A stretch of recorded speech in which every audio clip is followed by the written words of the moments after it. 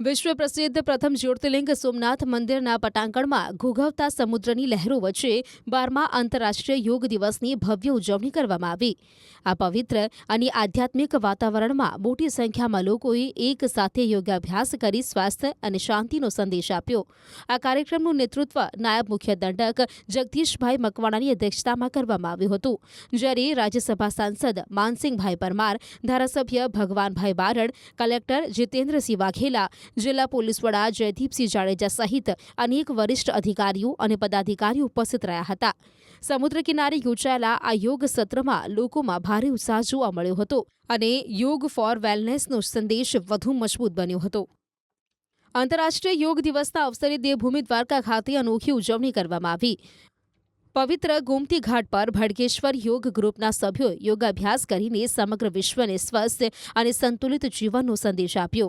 ગોમતી નદીના કિનારે કરવામાં આવેલા યોગાભ્યાસે સૌનું ધ્યાન આકર્ષિત કર્યું હતું અને આખું વાતાવરણ યોગમય બની ગયું હતું। આ પ્રસંગે યોગ માત્ર શારીરિક કસરત નહીં, પરંતુ જીવનને શાંતિ, આરોગ્ય અને સંતુલન તરફ દોરી જવાનો માર્ગ છે તેવો સંદેશ પણ આપવામાં આવ્યો હતો।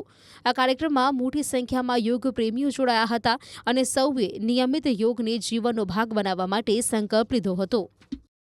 અમારું યોગ ગ્રુપ અને એના પ્રણેતા ચેતનભાઈ જિંદાણી છેલ્લા કેટલા વર્ષોથી દ્વારકાના લોકોને યોગનું પ્રશિક્ષણ સેવાકીય ભાવથી અને નિઃશુલ્ક આપી રહ્યા છે અને આજે પણ એ જ સેવાકીય પ્રવૃત્તિને આગળ વધારતા અમે સૌ માં ગોમતીના પવિત્ર જળમાં યોગા કરી અને આ દિવસની ઉજવણી કરવા જઈ રહ્યા છીએ।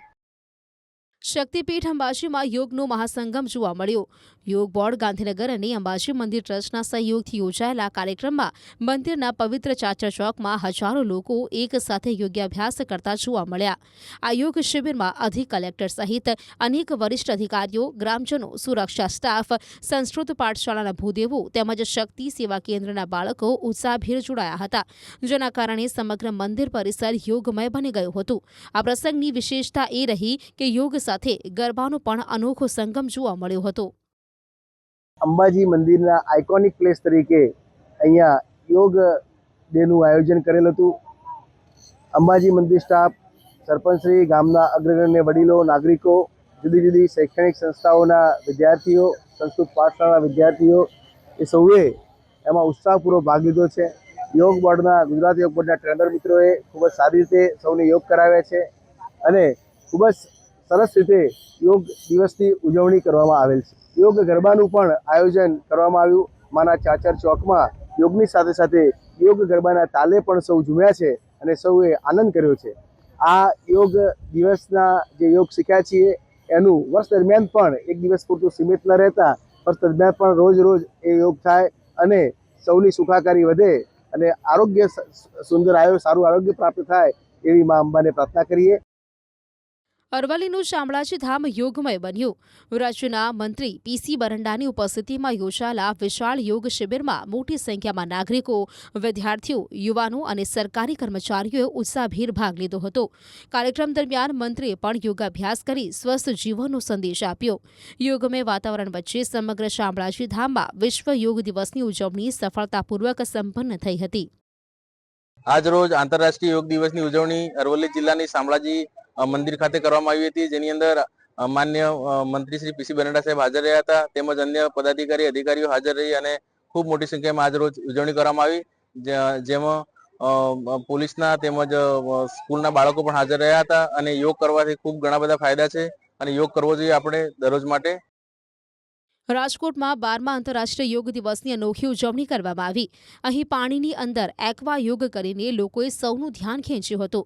આ કાર્યક્રમમાં કુલ 157 જેટલા લોકોએ ભાગ લીધો હતો, જેમાં 107 મહિલાઓનો સમાવેશ થાય છે।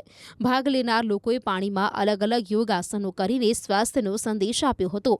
ખાસ વાત એ રહી કે આજે મ્યુઝિકલ ડે હોવાથી સંગીતની થીમ પર પણ યોગાભ્યાસ કરવામાં આવ્યો હતો, જેના કારણે સમગ્ર વાતાવરણ વધુ ઉર્જાવાન બની ગયું હતું।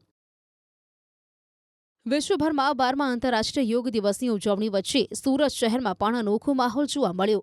પોલીસ વિભાગ દ્વારા પોલીસ પરેડ ગ્રાઉન્ડ ખાતે ભવ્ય યોગ શિબિરનું આયોજન કરાયું। વહેલી સવારે ગરિમાપૂર્ણ માહોલમાં પોલીસ કર્મીઓએ યોગાભ્યાસ અને પ્રાણાયામ કર્યા હતા। પોલીસની વ્યસ્ત અને તણાવપૂર્વ દિનચર્યા વચ્ચે માનસિક શાંતિ અને શારીરિક તંદુરસ્તી જળવાઈ રહે તે હેતુથી આ યોગ શિબિરનું આયોજન કરવામાં આવ્યું હતું, જેમાં મોટી સંખ્યામાં પોલીસ કર્મચારીઓએ ઉત્સાહભેર ભાગ લીધો હતો. આ ખાસ પ્રસંગે સુરત શહેરના પોલીસ કમિશનર અનુપમસિંહ ગેહલોત સહિતના ઉચ્ચ પોલીસ અધિકારીઓ પણ ઉપસ્થિત રહ્યા હતા. તેમણે યોગાભ્યાસ કરીને કર્મચારીઓને રોજિંદા જીવનમાં યોગ અપનાવવા પ્રેરણા આપી હતી.